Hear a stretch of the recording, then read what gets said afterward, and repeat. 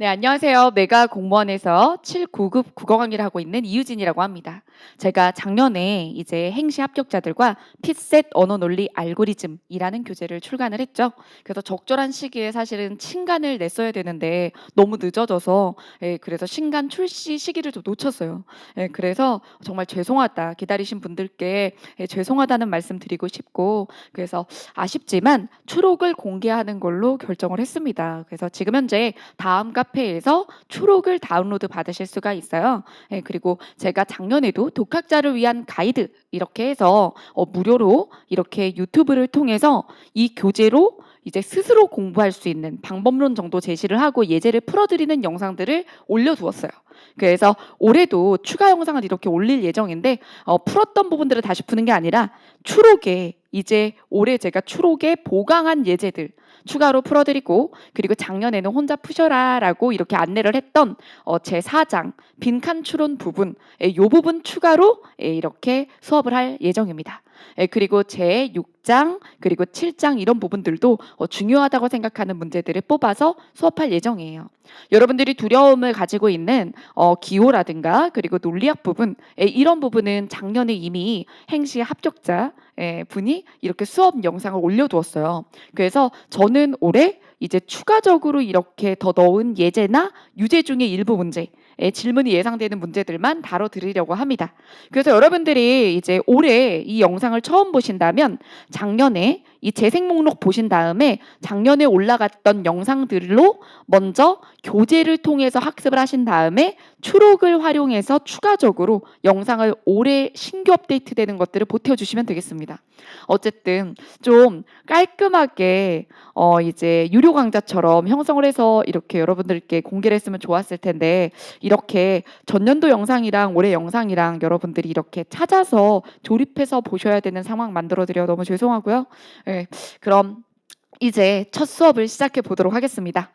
뭐라 드릴 말씀이 없어요, 여러분. 자, 그리고 올해 유료 강좌를 개설해 달라는 얘기들도 많았는데, 근데 이제 이 강의량이나 이런 것들을 고려해 보았을 때, 피셋이라는 게 연간 커리큘럼을 필요로 하시는 분들도 있기는 하지만, 제 생각에 피셋은 특히 언어 논리는 방법론만 제대로 배우고 나면 사실 기출의 분석, 그리고 풀이를 통한 체화 이런 것들은 빠르게 스스로 해내시고 사실 다른 과목들에 신경을 쓰셔야 되거든요.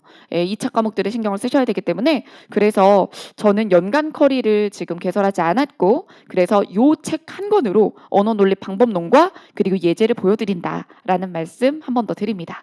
자, 그럼 제2장 내용 이해 세 번째 정보 간의 관계 정리 부분에 추가 예제가 있으니 추록의 첫 번째 문제 예제 부분 보도록 하겠습니다. 제가 이제 전년도에도 이 부분을 수업을 할 때 뭐라고 말씀을 드렸냐면 이 자체가 문제 유형은 아니다. 그래서 정보 간의 관계 정리 자체가 문제 유형은 아니지만 이것이 다양한 유형의 문제에서 지문 처리에 사용이 된다. 그래서 사실 지문을 읽는 지문 독법으로서 우리가 배우는 거죠. 그래서 피셋에서 이렇게 제시되는 지문에는 여러 가지 타입이 있는데요. 그 타입의 정보들이 이렇게 관련 정보인데 뚝 떨어져 있는 경우들도 있고 대등 개념, 뭐 종속 개념, 유사 개념 이런 것들이 다양하게 등장을 합니다. 이게 9급 비문학과 비교를 해보면 사실 9급 비문학 지문 같은 경우에는 지문 하나에서 정보를 이렇게 제시하는 방식을 다양한 방식을 병합해 놓진 않아요. 그런데 7급 피셋이나 5급 피셋을 보면 하나의 지문인데도 예를 들어 통시적이면서도 뭐 종류를 구획해 둔다든가 이런 식으로 복합적으로 지문의 구성의 원리를 사용하는 경우들이 많아서 그래서 좀 펜터치를 절제하지 않고 하면은 지문이 엉망진창이 되는 경우가 많아요. 그래서 여러분들한테 문제 유형을 보되 지문을 읽으면서 최소한의 펜터치로 선지를 해결해 나갈 수 있도록 그러면서도 선지를 볼 때 지문을 자꾸 더듬지 않도록 하는 방법을 보여드리는 거죠. 자, 그래서 여러 개념들이 막 이렇게 열거되거나 분류나 분석될 때 그럴 때는 알파벳이나 아니면 아라비아 숫자를 사용해서 스스로 처리를 해보는 것도 좋고 그 다음에 인과관계라든가 선후관계가 있을 때는 빗금이나 화살표 등을 치는 것 이런 방법들을 활용하시라고 말씀을 드렸습니다. 자, 그러면 올해 추가 예시를 통해서 한번 보도록 할게요. 자, 추가의 시 첫 번째 문제는 바로 작년, 최근의 5급 문제입니다. 그래서 제가 이번 추록에서 예제로 추가하고 유제로 추가한 문제들이 주로 2021이나 2022의 국가직 5급 문제가 많아요. 예, 그래서 5급 문제를 이제 추록으로 많이 제시를 한 게 예전에는 민경채라든가 이런 것들도 이제 많이 활용을 했는데 난도가 생각보다 높았잖아요, 작년에. 그래서 5급 문제들도 풀어봐야겠다라고 생각을 해서 추록 부분은 주로 5급 문제로 구성을 많이 했습니다. 자, 그럼 내용 보시죠. 다음 글에서 알 수 있는 것은 이라고 했어요. 긍정 발문이죠. 예, 그래서 9급 비문학에는 부정 발문이 압도적으로 많이 나와요. 예, 출제 비율로 보면. 예, 그래서 부정 발문이라는 건 적절하지 않은 것을 고르는 거죠. 그러니 선지에서 주로 대부분이 참인데 정답만 뭐예요? 예, 틀린 이야기인 거예요. 지문과 배치되는 얘기인 거죠.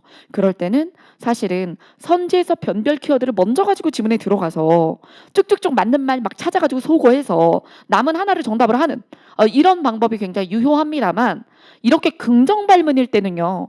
선지에서 어때요? 참이 한 개잖아요. 나머지 다 거짓이란 말이에요. 알 수 없거나. 그럼 이런 경우에는 선지에서 변별 키워드를 산출하려고 한다든가 그러면서 문장을 먼저 봐버리잖아요. 선지를.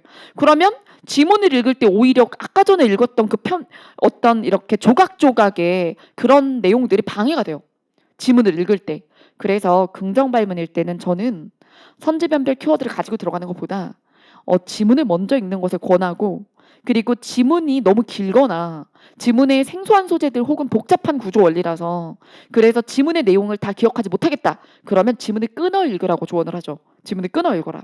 절반 정도로 끊어 읽어라. 그럼 할 수 있다. 자, 그러면 내용을 볼게요. 제가 지금 어디까지 펜터치 했어요? 여기까지. 이 정도가 지문의 절반 정도거든요. 그래서 여기까지 펜터치를 하고 선지로 갔다가 돌아오는 방식을 제안을 합니다. 자, 그럼 내용 볼게요.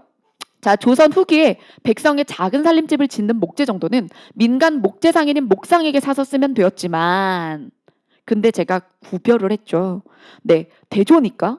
자, 궁궐이나 성곽 건설처럼 대규모의 관영공사에 사용되는 재료는 그럴 수가 없었다.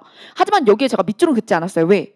이 두 가지 중에 무엇에 대해서 이제 이야기를 가져갈지 아직 모르기 때문에 진짜 중요한 정보는 뒤에 있을 것이다. 그래서 뒤를 보면 목상은 대개 수요가 많은 작은 목재만 취급했기 때문에 그러면 이 목상은 요런 대규모 관영공사에 사용되는 재료를 취급하진 않았던 거예요.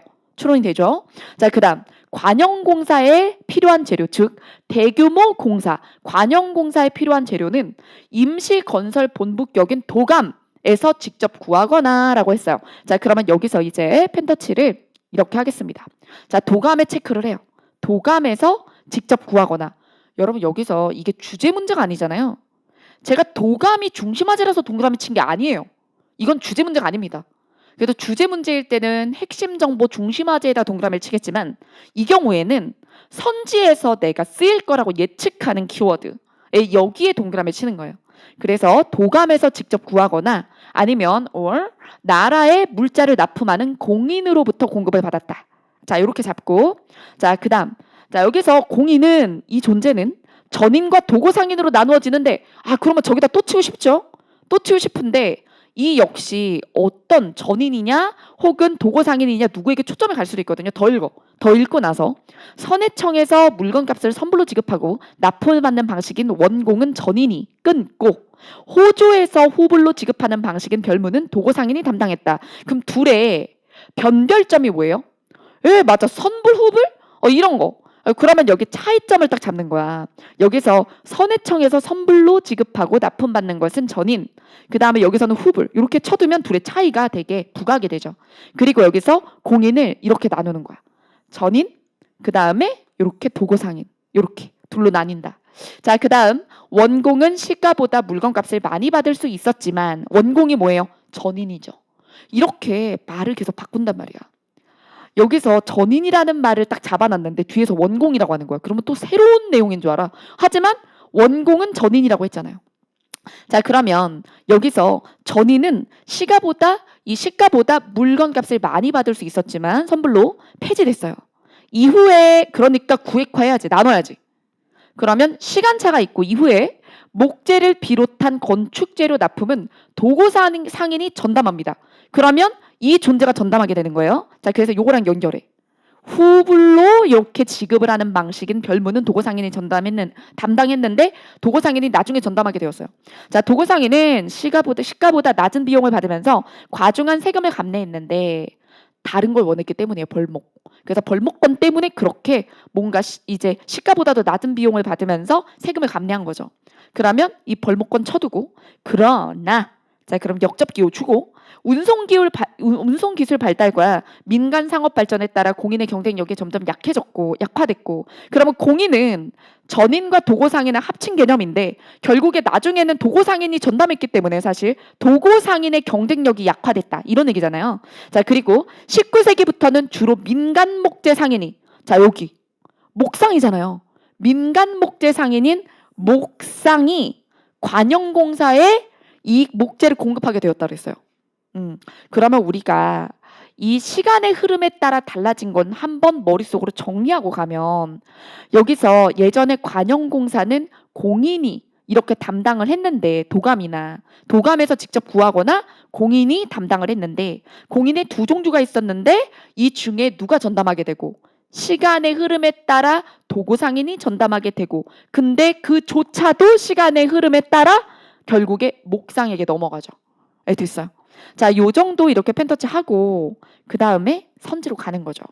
자, 그러면 선지의 내용을 여러분 한번 보세요. 선지에서 1번에 선해청이라는 얘기가 나와요. 선해청이라는 내용이 우리가 펜터치 안 했어도 여기 있다라는 거는 이 정도에선 기억이 나요. 많이 안 읽었거든. 그러니까 선해청에 목재를 납품하는 것보다 도감에 납품하는 것이 보다 큰 수익을 알 수가 없어요. 여기까지는. 근데 뒤에 나올지도 모르니까 일단 보류 이렇게 되는 거예요. 그 다음에 19세기부터 관영공사의 목재 공급과 운송을 주로 목상이 담당했다. 여러분 여기서 목재 여기 목상이잖아. 19세기부터는 주로 민간 목재 상인이 관영공사 목재를 공급했죠. 그럼 이거 맞는 말인가? 근데 뒤에 덧붙은 말이 있었어요. 뭐예요? 영역부장이 폐지되었나? 그럼 이때 2번 선지의 뒷부분 영역부장이 이것 때문에 폐지됐나 부분에 밑줄을 거두는 거야. 그리고 뒤에서 찾아야지. 영역부장 어디 있어? 이렇게. 자, 그 다음에 3번에 만호라는 키워드 본 적도 없죠. 그러니까 만호에 동그라미만 치고 그냥 넘어가. 아직 안 나옴. 이렇게. 자, 그 다음에 4번에 건축 재료값을 관청에서 선불로 지급. 선불은 어디 나왔죠? 여기? 전인. 여기서 나왔잖아요. 선불로 지급하고 납품받는 방식이 폐지된 해. 그러면 전인이 이제 하는 선불 지급이 언제? 여기서 1768년 폐지되잖아요. 그쵸? 그래서 시가보다 물건값을 많이 받을 수 있었지만 폐지됐으니까 이때를 얘기하는 거야. 1768년. 그러면 그 해 원거리 운송은 조세선이 담당했다. 이걸 모르죠? 아직 안 나왔잖아. 조세선이라는 말이 안 나왔잖아. 그럼 조세선에 동그라미 치고 보류. 그 다음에 5번에 17세기에 이루어진 관영공사에서 도감의 영역부장은 아직 영역부장이라는 말 안 나왔잖아. 그러니까 보류 이렇게. 예. 그래서 선지를 한번 쭉 보고 여기서 이런 마음을 가지지 마세요. 선지를 한번 봤으면 결판을 내야 된다. 둘 중에 선택을 해. 지문을 한꺼번에 보고 선지를 보면서 결판을 못 낼 거거든. 지문을 결국에 다시 더듬게 될 거란 말이야. 그렇게 할 건지. 그러니까 지문 전체를 2번 볼 건지 아니면 지문을 끊어 읽을 때 선지를 2번 볼 건지. 이 차이예요. 근데 실제로 실전에서 익숙해지고 나면 뭐가 더 유리하냐. 그러면 지문은 분량이 많잖아. 걔를 전체적으로 2번 더듬는 것보다 2번만 더듬으면 다행이게 2~3번씩 더듬는 것보다 선지를 2번 처리하는 게 나아요. 이해되셨죠? 자, 그러면 뒷부분을 보도록 하겠습니다. 자, 여기서 이제 넘어가서 산지의 목재는 수로를 통해 배로 운송이 되었다. 여기서 이제 기대를 해야지. 조세선 얘기 나오겠구만. 그러면서 이제 수로 운송을 맡았던 배는 시기별로 달랐다. 17세기에는 세국을 운송하는 조세선 나왔잖아요. 그렇죠? 자, 그러면 여기서 조세선이 나왔으니 여기서 조세선이 주로 쓰이고 언제? 17세기에. 잠시만요. 17세기에. 자, 그 다음 군선이 동원되기도 했다. 그러나 자 18세기에는 조세선보다는 군선과 개인이 소유한 사선의 비중이 커졌다. 그러면 17세기랑 18세기가 달라졌죠. 변화가 있어요. 그래서 이걸로 구획화되는 거예요. 이제. 그리고 군선은 조세선보다 크고 튼튼해서 자주 동원이 됐고 그럼에도 또 역접. 조세선에 의한 건축재료 운송이 완전히 사라지지 않았던 것은 이 원거리 운송에 대해서는 노하우가 있었기 때문이죠. 그래서 원거리 운송은 조세선이 담당했다라고 얘기를 했어요.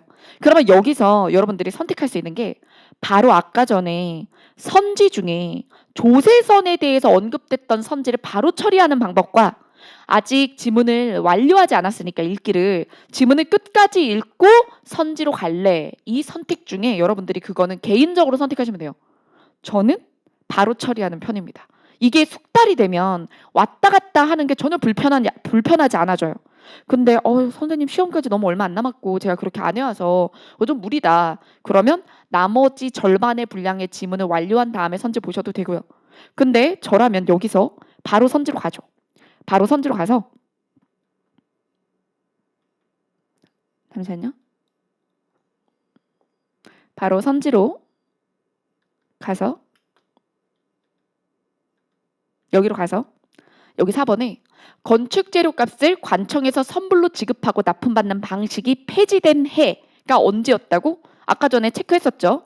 그 해가 1768년인데 그러면 18세기란 말이에요. 그렇죠? 근데 아까 전에 마지막 부분에 결국에 원거리 운송은 계속 조세선이 한 거야. 변화가 없었다고. 원거리 운송에 대해서는. 그러니까 얘가 시기가 언제든지 간에 조세선이 담당했을 거라는 건 확실하단 말이에요. 그렇죠? 예. 그러니까 답안은 4번이 확정이 돼요.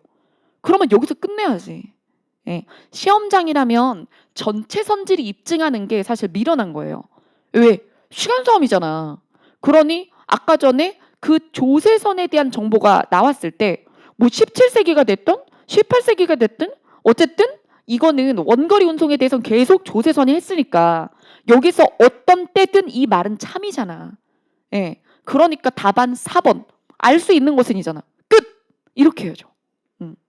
자, 그래서 실전에서는 이렇게 푸셔라. 예. 자, 그 이야기하고 우리가 나머지 선지 중에 질문이 나올까봐 뒷부분에 펜터치 마저 보여드리면 요거. 17세기까지 건축 재료의 하역과 각 창고까지의 운송은 백성들의 부역 노동으로 해결하였지만 끊고 1707년에 마계를 창설하여 이를 전담시켰다. 한편 관영공사에 필요한 건축 재료를 구하고 운송하는 책임은 영역부장. 이제서 나오잖아. 그렇죠? 근데 영역부장과 관련된 선지가 2개나 있었죠? 자, 그러면 중요할까? 아니, 제가 얘기하는 대로 문제 푸는 사람이면 아까 끝났다니까요. 예, 아까 4번 고르고 끝났다고. 근데 나머지 영역부장 선지를 뭐하러 입증해. 그죠? 필요 없단 말이야. 자, 어쨌든 그 다음 1789년에 폐장이 설치돼 이를 대신하였다. 그 다음에 하지만 지방의 관영공사에 필요한 재료 구입은 지방감영 소속의 군수나 만호 나오죠. 그래서 여기서 영역부장이나 만호에 대한 얘기가 나와서 그래서 이 마지막 부분에 우리가 아직 확인이 되지 않았던 것들을 끝낼 수가 있는 거죠. 영역부장에 대한 얘기 여기 2번이라든가 그렇죠? 예, 여기 5번에 나왔고 2번, 5번의 영역부장의 역할에 대해서 나와 있고 그 다음에 여기서 1번 알 수 없지. 뭐가 더 큰 수익을 올릴 수 있을지 알 수 없는 이유는 도감에 납품했을 때의 수익이 제시되지 않아서 우리가 수익이 비교가 되는 건요. 뭐밖에 없죠? 아까 전에 나온 선불과 후불의 수익차. 왜 후불일 때는 시가보다 낮게 해야 된다 그랬잖아. 예, 그래서 그거 비교만 되지 사실은 도감에 납품할 때 수익을 알 수 없어요. 그래서 1번 알 수 없다. 예. 자, 그 다음에 2번 부분에서는 목재 공급 부분은 우리가 지문에서 찾을 수 있지만 운송을 누가 했는지는 알 수 없고 그리고 이로 인해 영역부장이 폐지된 것도 아니고 자, 그 다음에 여기서 마계가 운송하였는지도 알 수 없고 그 다음에 5번에 전인으로부터 구입했는지 알 수 없고 자, 그러니 사실 이런 것들을 입증하려고 하면 지문을 몇 번 봐야 되냔 말이야. 그쵸? 그래서 제가 하나의 문제를 두고 가장 빠르게 정답에 바로 도달하는 과정을 정리를 해서 알려드리는 거예요. 자, 그러면 우리 다음 내용으로 넘어가 보도록 하겠습니다. 네, 다음 내용은요. 제2장 내용 이해 그리고 4번째 주제 찾기입니다. 제가 전년도에도 이 주제 찾기에 대해서 이제 방법론을 좀 이야기하고 지문에 있는 내용을 요약하는 법에 대해서 얘기를 했는데 다시 한번 이야기하자면 바로 앞에서 우리가 정보 간의 관계 처리 펜터치를 했잖아요. 그때 동그라미 칠 때 뭐라 그랬어요? 이 글에서 제일 중요한 단어여서 동그라미 치는 건 아니라고 했죠? 근데 여기 이 유형을 풀 때는 동그라미를 절제하셔야 돼요. 즉 핵심 키워드가 아니라고 생각할 때 동그라미를 남발하시면 안 됩니다. 예, 그리고 펜터치도 절제하셔야 돼요. 왜? 주요 정보만 쳐서 간추리는 게 목표이기 때문이에요. 아까 전에는 기억이 안 날까 봐 쳤다. 그렇게 볼 수 있지. 근데 주제 찾기 할 때는 최소로 쳐야 되는 거야. 그래서 내가 내 눈으로 빨아들이고 있는 이 문장들을 계속 경쟁을 하게 해서 그중에 이긴 문장들에만 그것도 고심고심해서 펜터치를 내려놓는 거예요. 예. 자, 그러면 여기서 정보들 간의 관계를 정리하는 과정의 펜터치를 내려놓지 말고 관계를 파악한 뒤에 이긴 자한테만 펜터치를 주겠다. 이런 마음으로 진행을 하시면 되는 거예요. 자, 그러면 펜터치 해둔 것에 대해서 설명을 한번 해보도록 하겠습니다. 자, 여러분 발문이 뭐예요? 이 글의 핵심 논지라고 했죠. 발문이 주제라고 하거나 뭐 요지라고 할 때는 사실 이게 설명문일 수도 있고 논설문일 수도 있어요. 그런데 논지라고 얘기를 하면 논하는 것이잖아요. 그러니 글쓴이가 의견, 주관적인 의견이 있다는 거예요. 그래서 글쓴이가 설명을 정보 전달만 할 뿐인지 아니면 주장을 하는지에 따라서 우리가 어떤 글 읽기의 팁을 먼저 가지고 들어갈 수가 있는데 예를 들어 이런 겁니다. 이 글을 볼 때 발문에 신경을 쓰는 사람은 이 글의 글쓴이의 주제, 그러니까 글쓴이가 하고자 한 주장을 뽑아야 되는 거기 때문에 앞부분에 상대주의자의 주장이 나와도 속지 않아요. 이거는 상대주의자의 주장이지. 글쓴이가 이거에 동의할지 반박할지 알 수 없잖아. 그러면서 첫 번째 문단 그리고 또 이렇게 두 번째 문단에 펜터치 많이 안 준다고. 왜? 어차피 이건 글쓴이 의견이 아니니까. 그 다음에 이 부분이 핵심인 걸 알죠. 셋째 문단이 핵심인 걸 안단 말이야. 그런데 이 발문에 신경을 안 쓰는 사람은 이 상대주의자의 주장이 텍스트 분량이 많다라는 걸 속아요. 속아서 상대주의자의 주장이 글쓴이의 논지라고 생각을 하죠. 착각하는 거예요. 이게 이 문제의 핵심적인 첫 단추예요. 그래서 여러분들께 이 기회를 이렇게 딱 잡아가지고 여러분 발문 잘 보셔야 돼요. 이게 기본 유형인데도 이게 그냥 주제 문제네 이렇게 하고 넘어가 버리면 안 되고 이게 핵심 논지라고 하는 걸 보니 글쓴이의 주장을 산출해야 되는 거고 예를 봤을 때 이거 상대주의자들의 주장이 나오는데 글쓴이가 동의하나? 그러면 이 부분을 뭐 할 수 있을까? 확 속독할 수 있지. 사실 얘를 이렇게 막 미주알 고주알 볼 필요가 있어? 얘를 막 기억해야 될 필요가 있어? 그러니 그런 방법론을 들어본 적도 없고 발문에 대해서 신경도 안 쓰니까 이 부분을 한참 읽고 있는 거야. 굉장히 오랫동안 투자를 하는 거죠, 시간을. 그럴 필요가 없다. 저라면 이렇게 하겠다. 어떻게? 자, 보고 자, 지식에 대한 상대주의자들은 이렇게 생각을 한대요. 왜냐하면 그렇기 때문이래요. 그렇겠지. 얘네들은 그래서 이렇게 주장하는구나. 그래서 첫 번째 문단에서는 상대주의자의 동그라미 치지 말고 왜 글쓴이가 아니잖아. 그러면 여기서 상대주의자들에다 네모치고 서로 다른 문화권의 과학자들이 이론적 합의에 합리적으로 이룰 수 없다. 라는 이 부분에만 밑줄 긋고 넘어가서 두 번째 문단 봤더니 예를 들어잖아요. 그럼 누구 예시예요? 이 상대주의자들을 뒷받침하기 위한 예시잖아요. 그러니까 이 부분도 후루룩 빠르게 보겠어. 슉 빠르게. 그리고 끝부분에서 이것이 상대주의자의 주장이다. 알겠어. 그래서 글쓴이가 동의하냐고. 자, 여기를 볼게요. 그러나 역접. 한 사람이 특정 문화나 세계관의 기준을 채택한다고 해서 그 사람이 반드시 그 문화나 세계관의 특정 사상이나 이론을 고집하는 것은 아니다. 이게 글쓴이의 의견이에요. 그러면 이 문제의 답은 뭐예요? 이거예요. 이것을 가장 잘 구현한 문장이 답이죠. 근데 문제 유형 안 봐. 글쓴이랑 상대주의자랑 다른 주장하고 있는 거 놓쳐. 텍스트 분량 많다고 이 부분 실컷 오랫동안 읽어. 이런 사람들이 나머지 선지에 속게 되는 거예요. 자, 그럼 선지들을 볼게요. 정답 아닌 선지들에 뭐가 있었나? 자, 선지로 가봅시다. 자, 선지에 보면 1번. 과학 이론 중에는 다양한 문화의 평가 기준을 만족하는 것이 있다. 자, 여러분 이 부분이 참이냐 거짓이냐를 판단하면 여러분들은 또 이상한 판단하고 있는 거예요. 이 문제는 뭐였어요? 핵심 논지를 가장 잘 표현한 하나로 고르는 거예요. 근데 여러분들이 이게 참이면 어쩔 거야? 참이면 답이야? 이게 내용 일치예요? 아니잖아요. 근데 내가 지문을 보니까 바로 앞에서 이 근거를 볼 수 있네. 이 부분. 뉴턴의 물리학하고 데카르트 물리학. 그러니까 1번 맞네 해가지고 1번 답을 하려고? 이게 내용 일치야? 그래서 1번은 참이지만 글쓴이의 주장에 대한 뒷받침이지 핵심 논지가 아니잖아요. 그쵸? 자, 그 다음에 그래서 1번을 고르고 틀린 사람들 이 문제 유형을 안 봤다. 주제 찾기지 내용 일치 아님.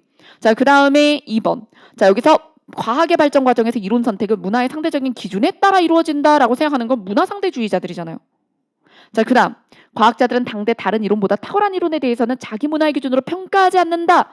이 내용도 자, 얘 그럼 살려다 볼까요? 이 내용도 정답이 될 수 없지만 매력적인 오답으로 두고 정답이랑 비교해 볼게요. 과학의 발전 과정에서 엄밀한 예측 가능성과 실용성을 판단하는 기준이 항상 고정된 건 아니다. 이거 상대주의자 입장이고. 그러면 여기서 지금 자, 이 2번하고 4번은 상대주의자 의견이고 빼. 그 다음에 얘는 참이지만 뭐라 그랬죠?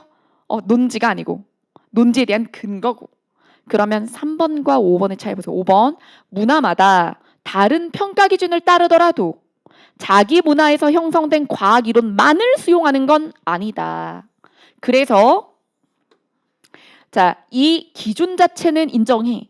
하지만 자기 문화에서 형성된 과학 이론만 수용하는 것은 아니기 때문에 부합한다라고 생각하면 그 데카르트나 이 뉴턴의 물리학의 근거를 가지고 이야기를 할 수 있는 거죠. 그래서 답은 5번인데 3번은 그러면 무슨 차이가 있느냐? 자, 과학자들은 당대 다른 이론보다 탁월한? 이게 탁월해서 그런 걸까? 그럼 탁월하면 평가 자체를 하지 않을까? 이거는 이 글에서 참임을 알 수 없죠. 그렇죠? 네, 그래서 3번은 주제가 될 수 없다.